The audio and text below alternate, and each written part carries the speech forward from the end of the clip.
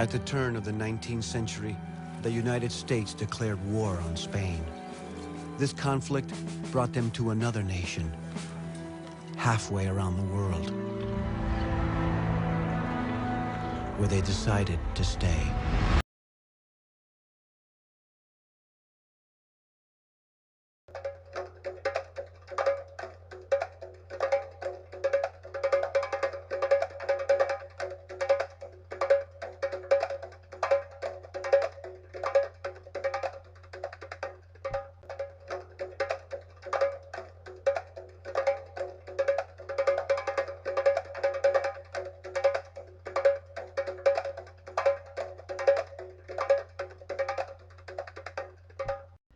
The Filipinos were at war with the Spanish and the Americans. Not long after, the Americans won in the Spanish-American War. The Philippine-American started.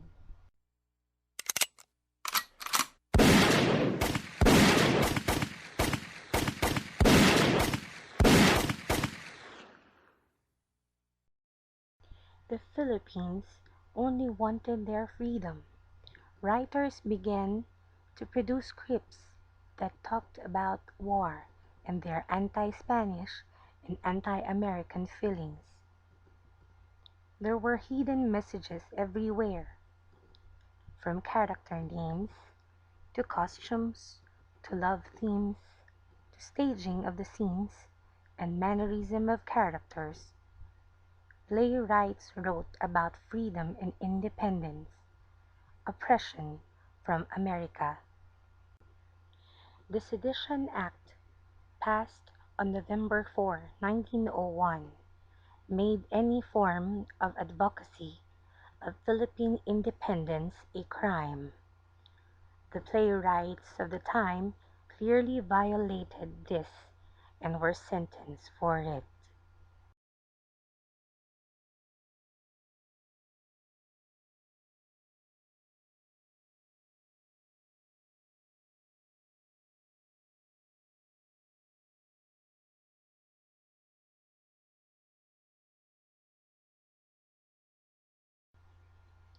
Tani Ka Lang Ginto is first performed. The play talks about love and oppression. Ligaya, the light and spirit of independence, is forbidden to see her love Kaulayaw, or sweetheart, Filipino hero, by her uncle Maimbot, greedy the American government. Maimbot then gives Ligaya a golden chain which symbolizes his control over her. Hindi ako patay, I am not dead, is presented at a local theater.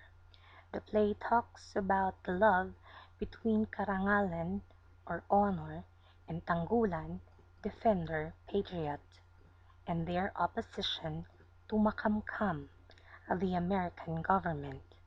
Tanggulan and Makamkam battle it out, and Tanggulan dies. However, he screams out, "I am not dead." The scenery then changes to a rising sun of the Katipunan flag, symbolizing freedom. A fight breaks out in the theater audience between the white men and the brown men. Tani Ka Lang Ginto is found seditious, and the author is sentenced to 2 years in prison and is fined $2,000. After 4 days, the play Kahapon, Ngayon at Bukas, or Yesterday, Today and Tomorrow by Aurelio Tolentino was played to a packed audience at Teatro Libertad in Manila. The play talks about Filipino oppressors, from yesterday, the Chinese, today, the Spanish, and tomorrow, the Americans. inang bayan, the Philippines, and her son, Taga-Ilog, the Filipinos. Conquer all of them.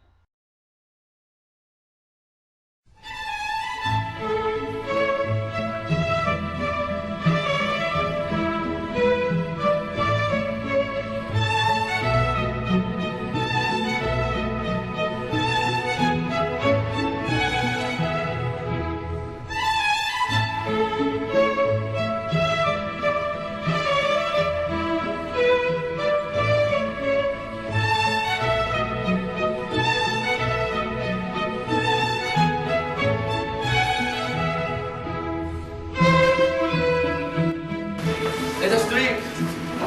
Let us dance. Let us celebrate the honor of Asalhayo. Let us celebrate. May his life be blessed and last for the coming days. For all the coming days.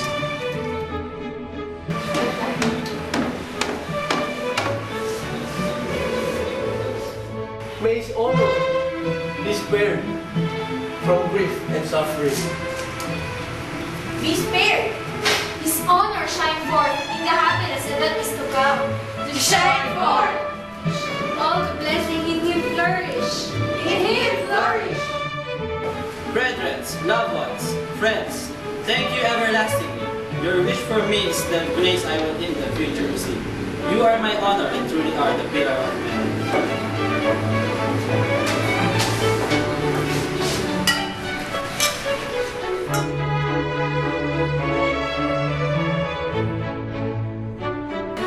Let us drink, let us dance, let us sing, let us forget sadness. Let us drink.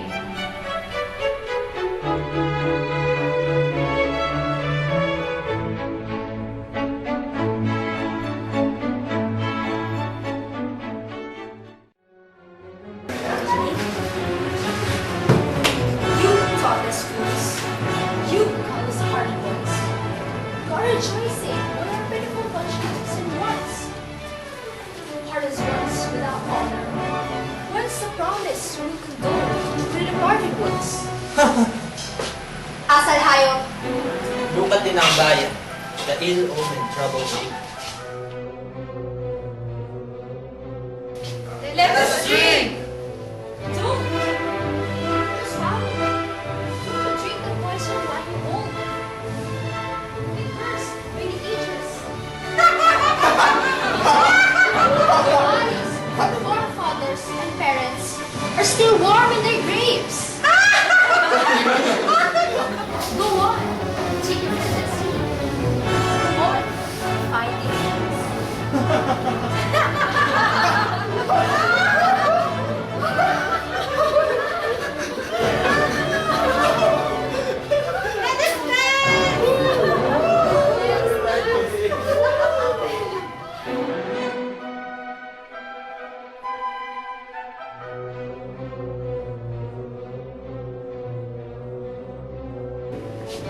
You soulless ones, we are rejoicing. You insult the graves of our honorable race. Aren't you ashamed of yourselves?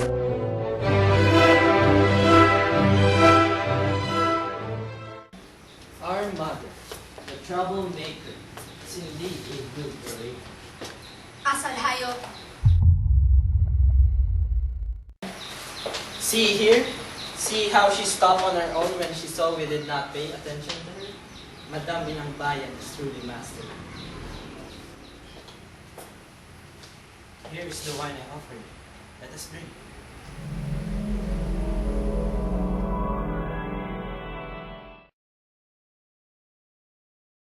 Let us drink. Long live Asalayo! Long live! God curse those who will not repent for dishonoring this day. This is truly the day of the dead on the defenders of the country. Inang Bayan!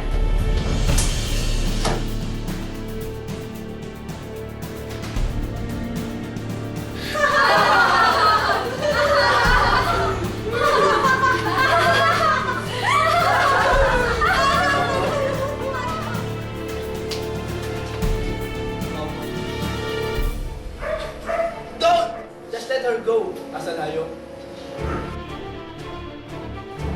Asalayo, bear disrespect. Your traitorous soul has fallen to the pits of Apple, to the hands of Mandalagan.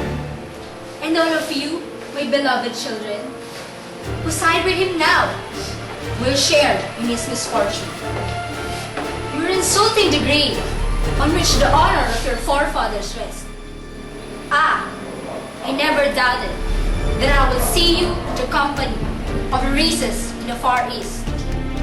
My children, my beloved offspring, you have gone astray.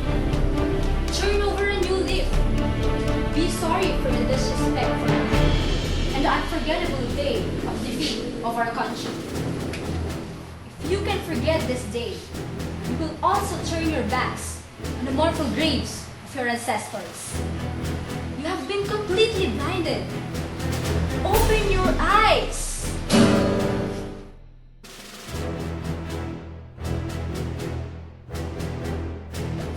There! Now look at them.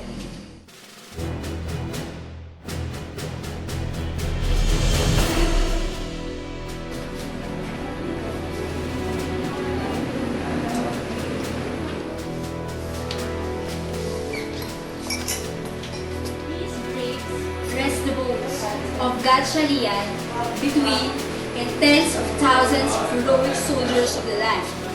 Oh, since you have dishonored this day, these days, since you have abused the revered name of your forefathers, since you have defiled in the gutter of ingratitude the sacred writings of our noble lineage, you go on, my youngest offspring.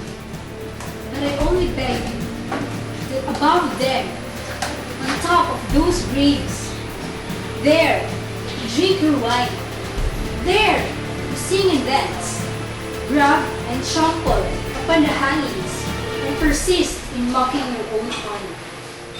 My most beloved children, farewell to you, farewell to you.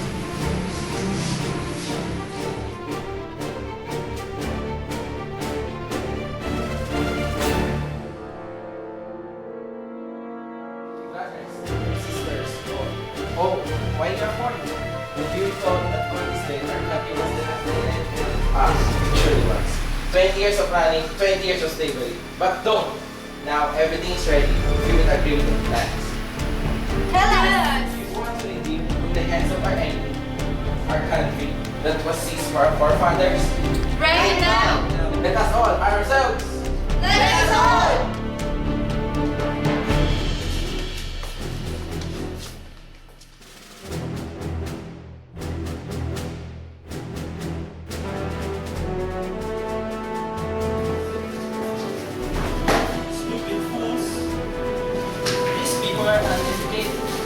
The goat is better off, or the caravan. Animals are better off because they live and know how to get along with humans. But not these men. They are enjoying peace now. Why do they have to look for trouble? They say our forefathers were crushed. So what?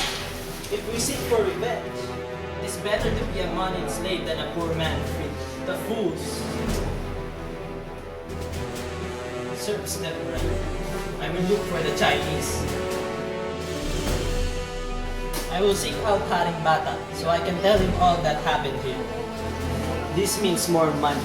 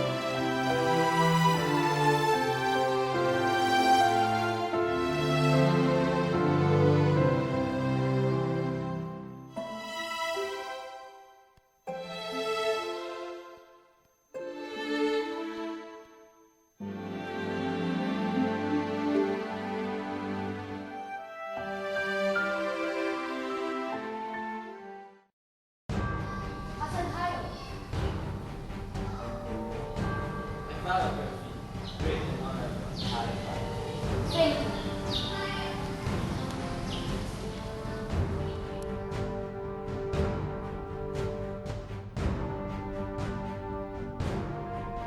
On my way to your house for the important news. What is it? Traitor. Give you more and apologies for my decision. Deceitful one.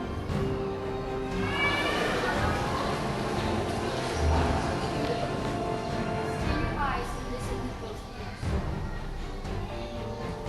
Here's your payment in cash. And when they fall under my power, I will give you more and appoint you to high position. Thank you. I will wait for you at home. Tell me how to get next. Here's a sign that you must show the sentry so we will enter. Here is my mother, my real mother, my one true God. Much more will be given. I will get a higher position, half a fortune. Contemptible. A part of the script called for the actor playing Taga-Ilog or Juan de la Cruz, who was shackled and imprisoned to tear down American flags. He breaks his shackles and forces the jail open. At this point, the rest of the audience shouted, "Long live freedom! Long live the motherland!" This was witnessed by some Americans among the audience who were shocked. After the play, the authorities went up the stage and arrested everybody. But Tolentino told them that it was he alone who was responsible, for he was the writer and director of the drama. He was convicted of sedition, rebellion, insurrection, and conspiracy, causing another riot between the white and brown men. Hindi Ako Patay's author, who was in hiding, is found, arrested, and sentenced to 2 years in prison. Several actors from the play are arrested as well. The author of Tanikalang Ginto is out on bail and writes another play, Isang Punlo ng Kaaway, or An Enemy Bullet. He is then arrested a second time. Aurelio Tolentino is sentenced to 2 years in prison and a $2,000 fine. This chronology is only of 3 plays, but there were several others, some of which only the author, actors, and production company were arrested, and some where the whole audience is arrested as well. Although these political theater productions about war was started in 1902, were only started to help Filipinos unite and bash on their oppressors, it soon became part of their culture. Political theater was popular and continued on for many years. They still talked about love and families, poverty, oppression, and revolution, but just talked about different political issues of the time. Symbols and hidden meanings were still used as well. The plays of the early 1900s were later on revived during the late 1900s.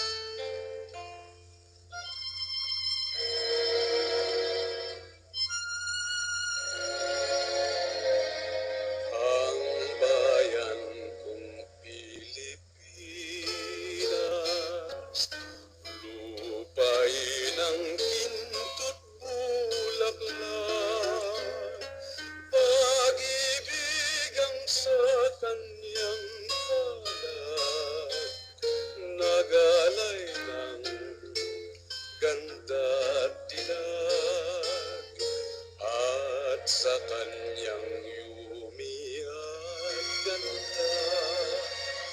Dayuhan ay nahalina,